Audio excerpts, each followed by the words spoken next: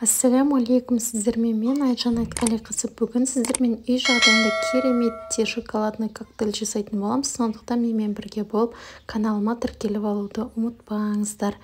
Ең алдымен ыдысымызға балмұздағымызды салып аламыз. Міндетті түрде осындай шоколадный балмұздақ аласыздар. Оған шоколадный сиропымызды құямыз. Және де тоңазытқышта тұрған салқын сүт құйғандарыңыз жақсы болады. Осылай 200 миллиграммнан сүт құятын боламыз. Мен құрамын міндетті түрде астына жазып кететін болам. Сол жерден көрсеңіздер болады. Енді миксердің көмегімен осыны 5 минуттай жақсылап тұрып араластыратын боламыз.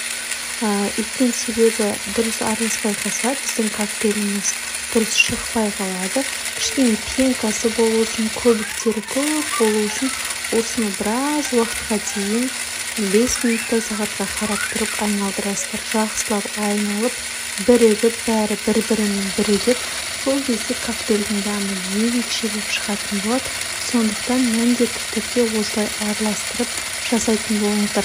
Айтпақшы, менің каналымда тағы да құлпынайдың, персиковый коктейльдің түрлері бар. Соларды да көрсеңіздер болады. Өте оңай, жеңіл жасалады. Сондықтан міндетті түрде оның да видеоларын көріп шықсаңыздар болады. Енді болды, дайын коктейлімізді ыдысымызға құямыз, стаканымызға. Қараңыздаршы, міне бетінде осындай көпіршіктер пайда болады. Ол деген коктейльдің жақсы шыққандығының белгісі. Енді осыны қалауыңызша әрлеп сәндеп берсеңіздер болады. Мен бетіне кішкене шоколадный сироп құйып жердім. Міне былайынан. Сонымен бәрі дайын болды. Ас болсын, жасап көріңіздер. Сіздермен бірге болған Айжан Айтқалиқызы. Менің каналыма тіркеліп алуды ұмытпаңыздар. Ас болсын.